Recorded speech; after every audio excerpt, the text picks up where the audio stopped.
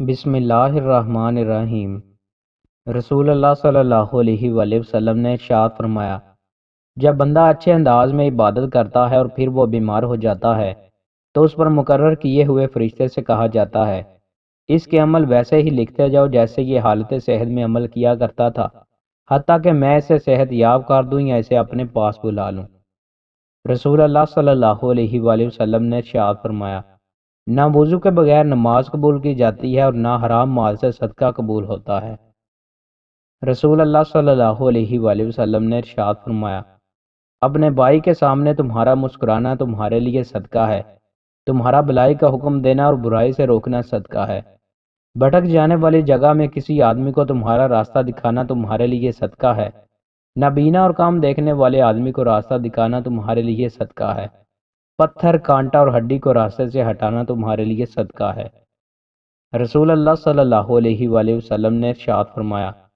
تم اللہ کی طرف رجوع کرنے کے لیے قرآن سے بڑھ کر کوئی اور ذریعہ نہیں پا سکتے۔ رسول اللہ صلی اللہ علیہ وآلہ وسلم نے ارشاد فرمایا، جو شخص جنت میں داخل ہوگا وہ خوشحال رہے گا، بدحال نہیں ہوگا، نہ تو اس کا لباس پرانا ہوگا اور نہ اس کی جوانی ختم ہوگی۔ رسول اللہ صلی اللہ علیہ وآلہ وسلم نے ارشاد فرمایا، سب سے بہتر دن جس میں سورج نکلا جمعہ کا دن ہے، اسی دن آدم کو پیدا کیا گیا، اسی دن انہیں جنت میں داخل کیا گیا، اسی دن انہیں جنت سے نکالا گیا اور قیامت بھی اسی دن قائم ہوگی۔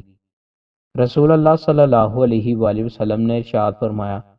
جمعہ کے روز اس گھڑی کو جس میں دعا کی قبولیت کی امید کی جاتی ہے، عصر سے لے کر سورج ڈوبنے تک کے درمیان تلاش کرو۔ رسول اللہ صلی اللہ علیہ وآلہ وسلم نے ارشاد فرمایا، ایسے اعمال کیا کرو جن کی تم طاقت رکھتے ہو، کیونکہ اللہ نہیں اکتاتا لیکن تم اکتا جاؤ گے۔ رسول اللہ صلی اللہ علیہ وآلہ وسلم نے ارشاد فرمایا، جب اہل جنت جنت میں اور اہل جہنم جہنم میں داخل ہو چکے ہوں گے تو اللہ تعالیٰ فرمائے گا کہ جس کے دل میں رائی کے دانہ کے برابر بھی ایمان ہو تو اسے دوزخ سے نکال لو۔ اس وقت ایسے لوگ نکالے جائیں گے کہ وہ اس وقت جل کر کوئلے کی طرح ہو گئے ہوں گے، اس کے بعد انہیں نہر حیات زندگی بخش دریا میں ڈالا جائے گا، اس وقت وہ تر و تازہ اور شگفتہ ہو جائیں گے۔ جنت میں درخت لگوا دینے والے کلمات۔ رسول اللہ صلی اللہ علیہ وآلہ وسلم نے ارشاد فرمایا، معراج کی رات سیدنا ابراہیم علیہ السلام نے مجھے فرمایا، اے محمد، اپنی امت کو میرا سلام کہیے اور انہیں بتائیے کہ جنت کی مٹی بڑی زرخیز ہے،